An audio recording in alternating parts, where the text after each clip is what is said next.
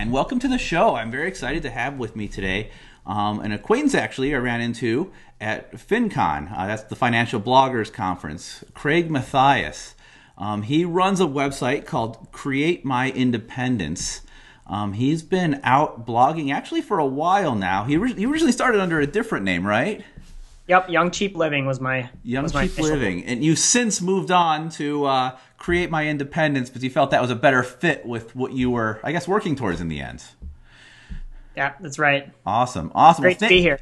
Thank you for being on today. I really appreciate. Yeah, I flipped that for a second. Thanks for being with me today. You bet. So, I guess to start things out, I'll ask you the same that I asked everyone else. What has been one of your dumbest personal finance mistakes? What's been one of the big things you look back on and really regret? Well, it's going to be cliche, and I'm sure other people have mentioned the same mistake, but really it was buying a car that I couldn't afford. Yes, that's very common. So what were the repercussions of that? 2 years of my life spent working to pay for it. Oh, geez. That sucks. That really sucks. This was back in 2008. I was a year out of college, and I was pretty stupid when it came to personal finances. And I took a road trip out to California. I'm from Minnesota, so it's actually quite a long road trip. And I took the car that my mom had helped me pay for. It was paid off. It was, I don't know, 9 years old or something. And drove it with my friend and my brother down to California, and ended up, the thing blew up, and there was a couple of $1,000s worth of damage. It didn't blow up, but the engine destroyed itself because of some part that went bad, and it also destroyed the starter and the spark plug wires, and basically there was a $2,000 mess on my hands. And being stupid and not knowing personal finance, not knowing how bad cars can be for your finances, I was convinced just by a salesperson telling me, hey, $2,000 would be a great down payment for a nicer car. Oh.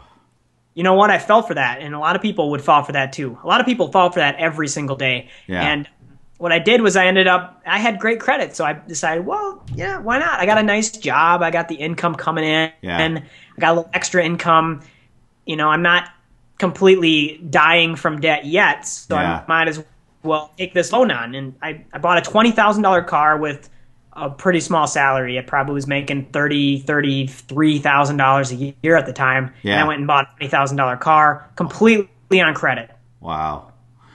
Yeah, that hurts. Then you're locked into those payments. You're locked in. I mean, you're stuck. You've entrapped yourself, unfortunately. That's a hard lesson to learn, which I think, unfortunately, a lot of us learn the hard way, unfortunately.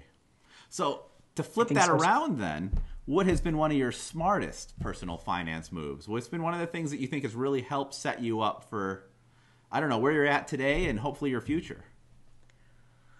Well, it's tough to narrow it down to one thing. But I remember, because it all took place in a process.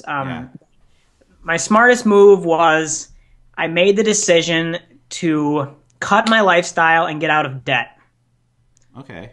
So this would have been, it was a gradual process. So when I did that move and I bought that car, that was before the financial kind of catastrophe in 2008. Yeah.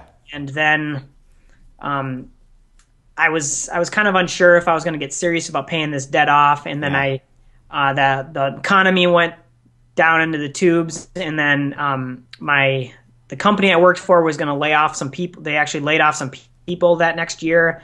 I got pretty scared, so I started saving money and stuff, and I did okay for a couple of years there until early 2010 is when I started getting serious about my finances. Yeah, because I was stressed out by having this car to pay off, and I did the math, and I just said, okay, if I get really serious about this car, put every extra dollar I have into the car to pay it off, it's going to take me, I think it was something like 2 years to pay off. And and I started that process. I had a lot of stumbling blocks along the way, but it was in early 2010. I remember it, Memorial Day weekend 2010. So it would have been almost exactly 2 years after I bought that car.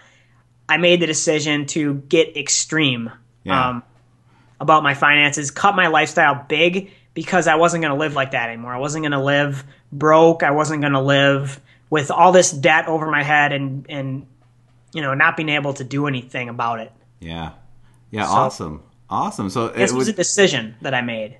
So that's really set you up for, it sounds like, everything that you're doing today, which you share a lot more of on your blog, of course. And for anyone interested in hearing more about that, you actually share that story, right, on your blog?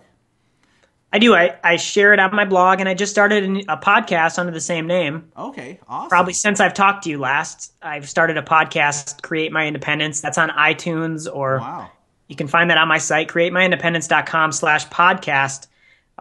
The first few episodes of that podcast is going to run through this whole story that I'm sharing with you right now. Awesome. So for anyone who wants to hear more on that story, make sure to take that down. I'll be sure to put a link of that in the description below. So for anyone interested in that, just check in the link below and get more from Kraig there. But thank you so much for those stories. Those are great personal experiences that I appreciate you sharing with the audience. You bet.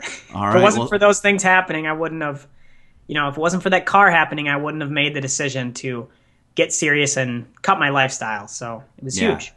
Yeah, it's amazing how, we kind of all have to learn a little bit from the school of hard knocks at times, but they can be defining lessons, as it sounds like they were with you.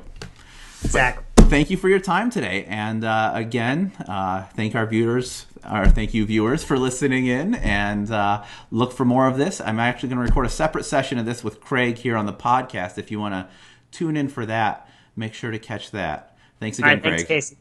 All right.